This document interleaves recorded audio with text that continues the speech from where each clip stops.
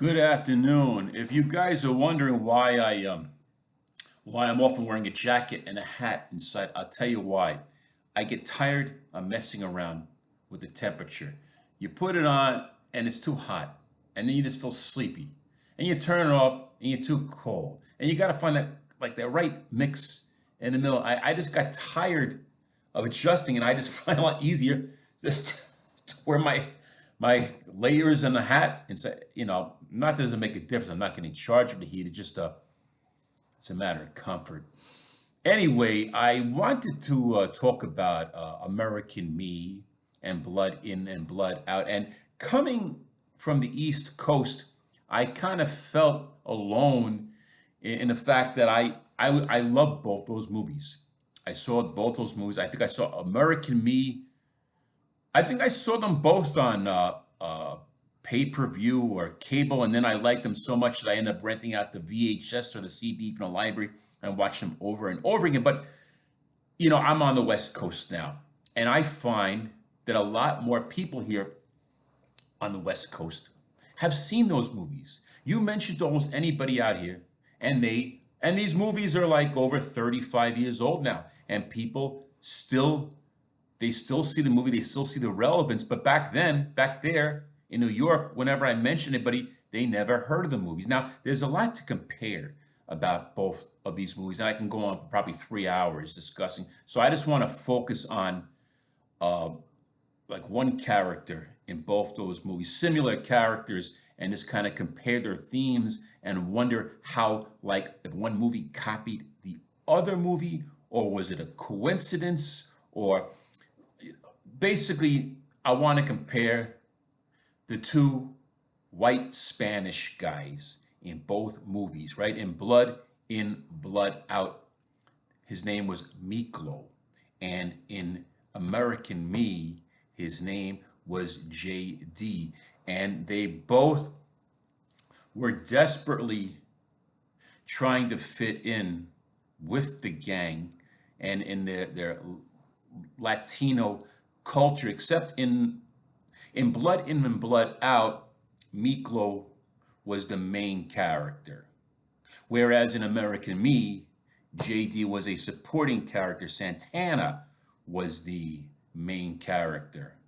But I just want to draw like these comparisons between these guys. They wanted to fit in so bad that they would do anything just to be. I think Miklo fought a little harder, but in both these movies, they both they both get their legs blown off. Before they go into prison or jail, different situation. They both get their legs blown off, and also they're both approached by a gang uh, in in a facility. For JD, it was in a juvenile detention facility, and for Miklo, it was in Folsom State. Was it Folsom State Prison he was sent to? Or am I confusing that with, no, I'm pretty sure, was it San Quentin that Miklo? Folsom was American Me. But Miklo had the opportunity to get in with the skinheads. There was a guy in the cafeteria who liked Miklo. He wanted to bang him. He wanted to have sex with him. He had a, because, in prison, heterosexual guys start fantasizing about young guys with less hair in their body because the closest you're going to get to a female, you understand? So Miklo had the opportunity to get in with the Nazis in prison, and JD was approached by a white skinhead gang in the juvie detention center, and the guy walked up to JD and said, "Where you from?" And JD goes, "East Los," and the guy goes, "You sound like a Chicano." And just in time, Santana walks up, goes, "What's up?" And then JD walks off with Santana. So the only difference is, like, in American Me, JD is always kind of accepted as part from the beginning of the movie. He's in with El Clica. I forgot the name of the. It'll come back to me after I'm done with this. They each have their own gang. La Primera lives. Isn't that American Me? And the name of the gang in Anyway, JD's already in thick with Santana, but in the other movie, American Me, Miklo has to fight much harder, and he's living with his cousin Paco, but Paco won't include him. Paco's being a jerk to him because his father's white, and he's excluding him. And then Miklo's so crazy, he wants to fit in so much that he'll do anything.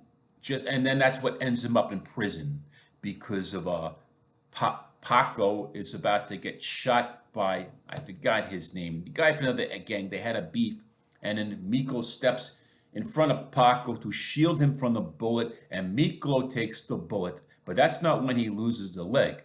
Believe it or not, as you might know, Miklo loses his leg because of Paco, because Miklo is out on parole and he's going to do a robbery, and Paco finds out about it and he stops him. So anyway, I'm going off track, but both these movies, like they could have they didn't have to have this kind of life. That's especially for Miklo.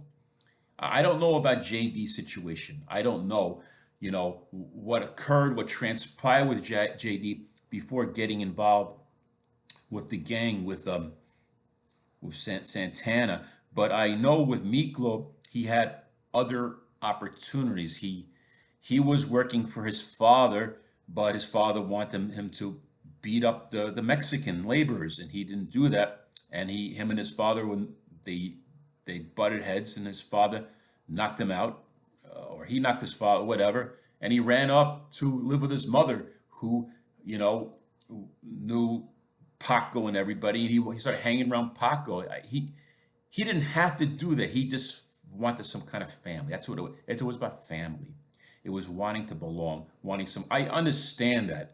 I just wanted to compare both these characters, how these guys could have passed as, regular white people who didn't speak Spanish. No one would have known, but they felt so strongly about their culture and their heritage that this is where they felt they belong. That's my observations of these two movies. I got nothing else to say.